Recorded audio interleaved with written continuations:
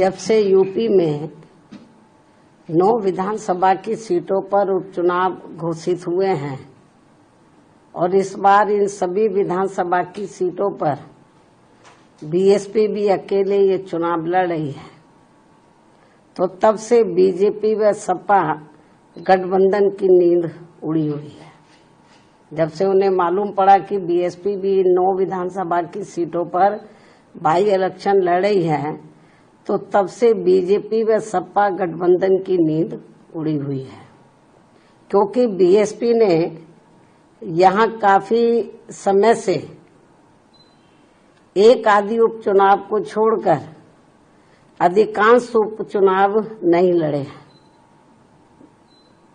तब से खासकर ये दोनों पार्टियां यानी कि बीजेपी व सपा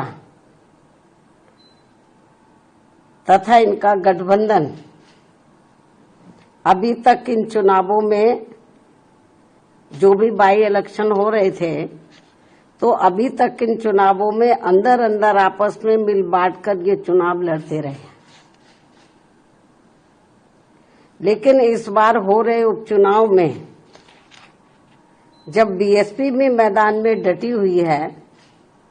तो अब इन दोनों पार्टियों व इनके गठबंधन की काफी परेशानियां बढ़ गई है।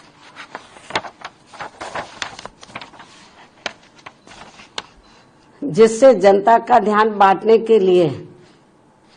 अब बीजेपी बटेंगे तो कटेंगे और सपा एंड कंपनी के लोग क्या कह रहे हैं, जुड़ेंगे तो जीतेंगे।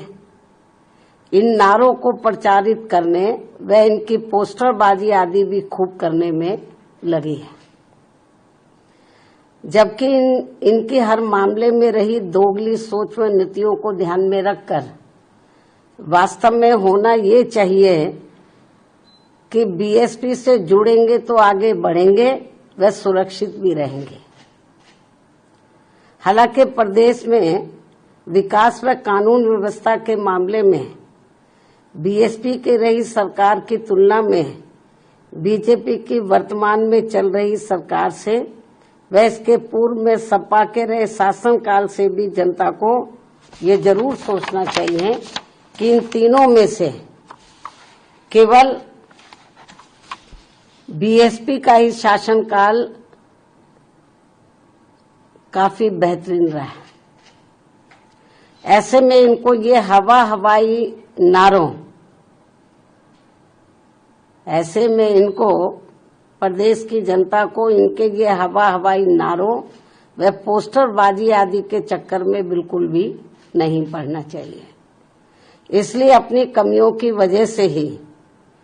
अब बीजेपी के लोग ये नारा लगाकर उपचुनाव में वोट मांग रहे हैं कि बटेंगे तो कटेंगे, ये नारा लगाकर वोट मांग रहे हैं, तथा वही सपा के लोग भी ये नारा लगाकर वोट मांग रहे हैं कि जुड़ेंगे तो जीतेंगे।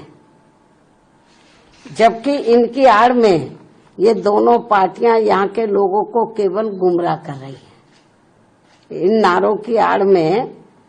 तो ये दोनों पार्टियां और इनके गठबंधन यहाँ के लोगों को केवल गुमराह कर रहे हैं, जिनसे इन सीटों के वोटरों को, मतदाताओं को सावधान रहना बहुत जरूरी है। ये केवल अपनी कमियों पर से ध्यान बांटने के लिए इस किस्म के ये नारेबाजी कर रहे हैं, पोस्टरबाजी कर रहे हैं, तो यहाँ की जनता को गुमराह करने के लिए।